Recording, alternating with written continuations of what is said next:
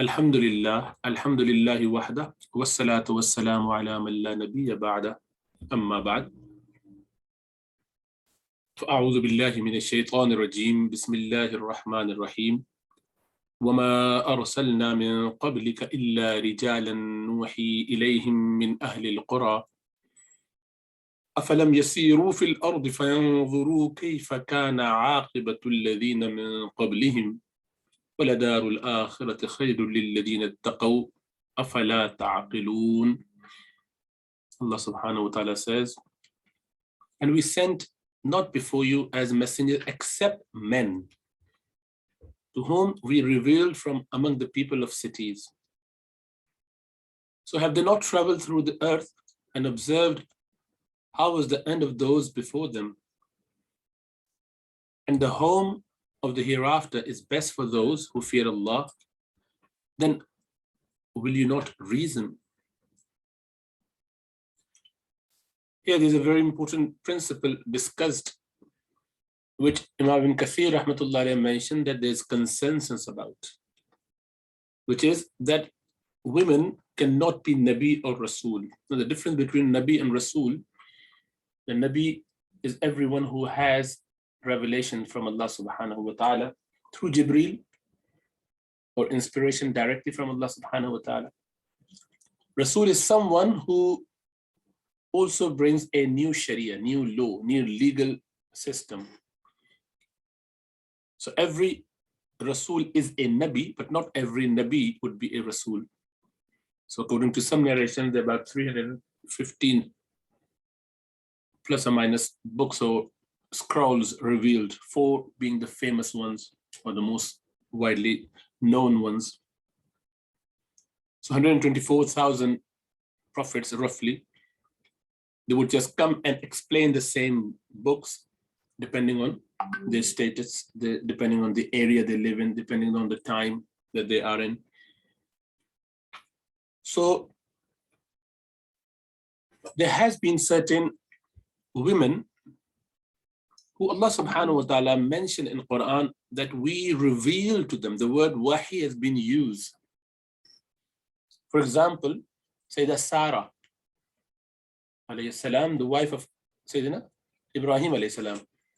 Likewise, Sayyidina Musa alayhi salam's mother, without mentioning her name in Quran, and likewise Sayyidina Maryam alayhi salam. So these are the women who Allah subhanahu wa ta'ala mentioned that we have revealed to them. So it suggests, and angels also spoke to them. So there's a possibility that they were prophets. Some scholars would consider them to be. Are they prophets or not? But as I said, the consensus is that they were not, because inspiration from Allah subhanahu wa ta'ala does not mean wahi in the religious term. Whoever Allah inspires, that could be anyone. In fact, to that effect, Allah subhanahu wa ta'ala has used wahi even for the honeybee. So Allah says that we have revealed to the honeybee to do this, to take and collect juice from different nectar from different plants and fruits and flowers and make it into honey. So obviously when they did it, he has slides as well.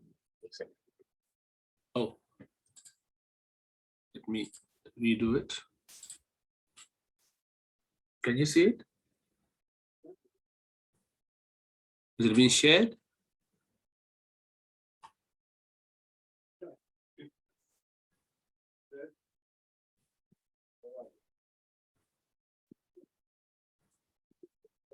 Anyway, so they were inspired as many other creation, and even today many people are inspired as and when Allah subhanahu wa ta'ala would decide, but that does not make them into a prophet. A prophet, the revelation that they get is different to the general inspiration from Allah subhanahu wa ta'ala. So women, by consensus, are not considered prophets, but obviously they're of highly meritorious station that they achieved, the high level that they've achieved through their piety, through their practice and being obedient to Allah subhanahu wa ta'ala.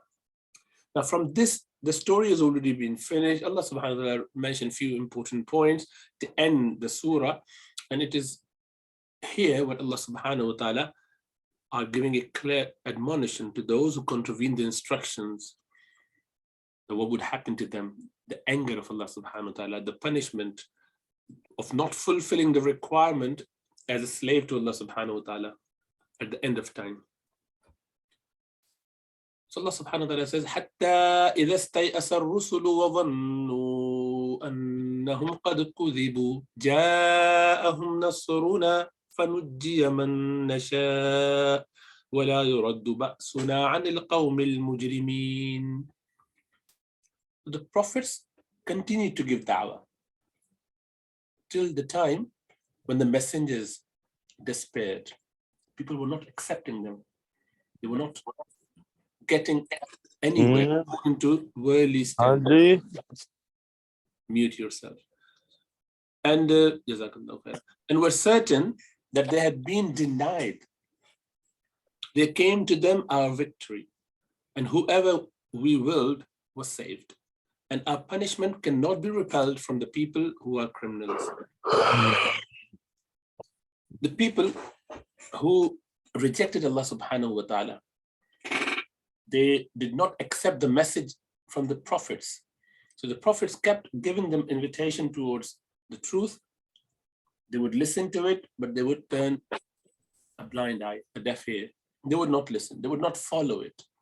They would not accept or believe, to the point that they start questioning the authenticity and authority of the prophets, and even say that if you are true, bring about that punishment. Yes, you showed us some miracle, but we think that's magic. We don't believe that you actually are a prophet. So then prophets were told that there will be punishment coming to those people. So prophets at that time, they, in their own time, they felt that Allah subhanahu wa ta'ala is going to punish the people. So then they warned, they threatened the people, saying that, you know what, now the time has come and you would get the punishment from Allah subhanahu wa ta'ala. So they said it, people were waiting for it. They would keep challenging and saying that, where is the punishment? When would that come? So many a time, a prophet, when they get this revelation from Allah subhanahu wa ta'ala, that there will be punishment or any other matter, they may misjudge certain timing for that incident to happen. For example, some prophets in the past, they thought the punishment would be coming, say, tomorrow or in a week's time, but it wasn't clearly hinted by Allah subhanahu wa ta'ala. Rather, it was their judgmental error. They thought that was the case. For example, there's a similar incident with Rasulullah sallallahu alaihi wasallam, where Hudaybiyah, the incident of Hudaybiyah, the treaty that took place. Rasulullah sallallahu alaihi wasallam, in the 6th year after Hijrah, had this dream whereby he, along with the Sahaba, is shown as performing Umrah. They were saying Talbiya labbaik Allahumma labbaik in ihram. So he woke up and he mentioned it to the Sahaba, and they were very happy, and they started preparation for Umrah. And they left about 1,400 of Sahaba left with Rasulullah sallallahu alaihi wasallam to perform Umrah. As they reached the point of Hudaybiyah, which is Shumaisi, which is close to Mecca, on the outskirts of Mecca, outside obviously, they sent an emissary, Sayyidina Uthman radiallahu ta'ala in this case, to send and speak to the people of Quraysh that we are here only to perform Umrah and we'll go back. Allah subhanahu wa ta'ala turned whole this episode into a treaty. And there were certain points. The most important was that you are not going to perform Umrah this year. You would rather go back to Medina and come back next year and perform Umrah, and you would only be allowed to come with your normal clothes, ihram clothes, but One sword as a normal protection against enemies and animals, but not as a warfare. And you would not stay for more than 3 days. I'm talking about how the Prophet, when he came back to go to Umrah for Hajj. So please mute yourself, brother. Jazakallah khair. So people then thought that this was this year. And Rasulullah sallallahu alaihi wasallam, when he finally said that, okay, let's take the ihram off and we are going to come out of ihram and we'll go back. Sahaba were shocked, and some of them were, Ya Rasulullah sallallahu alaihi wasallam, are we not supposed to perform Umrah? You saw that in dream? He sallallahu alaihi wasallam said, but did I say this year? Was it hinted in the dream that this year? So no problem, we can do next year. All the dream was that you will perform Umrah. So we will perform Umrah, inshallah ta'ala. So that sort of little judgment error is a possibility and sort of major problem at all. But anyway, so the Sahaba, the prophets from previous generations, they felt this word kuzibu is one recitation and kuzibu is another recitation, and they both could mean the same thing, similar thing. So kuzibu means in their mind they misjudged, and so they felt a bit, upset. Oh, perhaps we shouldn't have said that. We shouldn't have specified the time, and that was our judgmental error. And perhaps with that, many people would now reject us. Those who perhaps believed or could have believed might reject us, saying that, you know what, they don't know. He said the punishment would be next week or whenever, but it didn't come. He said it would be in the morning, it didn't come. So they would now reject us even more. So they will find a fuel to reject. And obviously, those who have that disease in their heart, they find loopholes like this. And they see things to be very black and white. And obviously, so this was the fear, this was the concern of the Prophet. So they say, we became like, now an object of ridicule. They might just not listen to us. So Allah subhanahu wa ta'ala says, لَقَدْ كَانَ فِي قَصَصِهِمْ عِبْرَةٌ لِأُولِي الْأَلْبَابِ ما كان حديثا يفترى ولكن تصديق الذي بين يديه وتفصيل كل شيء وهدى ورحمة لقوم يؤمنون. There was certainly in the stories of prophets, a lesson for those of understanding. Never was the Quran a narration invented, but a confirmation of what was before it, and a detailed explanation of all things, and guidance and mercy for a people who believe. Mercy for people who believe. Now, there's one particular bit here, which is an elaboration of everything. Some people do go out of their way and they think Quran has everything included in it, and that's not the understanding of Salaf al-Salihin, and this has never been the claim of Quran. It does not mean everything. Everything means everything related to the whole concept of Quran. Quran is there to teach us how to become a practicing Muslim, how to fulfill the obligation of being the slave of Allah subhanahu wa ta'ala, how to fulfill the requirements of worship towards Allah subhanahu wa ta'ala in order to be successful in this life and the life hereafter. And that is what the premise of Quranic discourse is. And so Quran would definitely give you the guidance about everything in the life hereafter and living in this world in such a way that will be successful in the life hereafter. Not that you will find how to make an omelette and try to find out where in Quran does it say that. So that's crazy understanding. People sometimes go and stretch it that way, and it's not right at all. Rasulullah sallallahu alaihi wasallam would detail some of that which is relevant to us.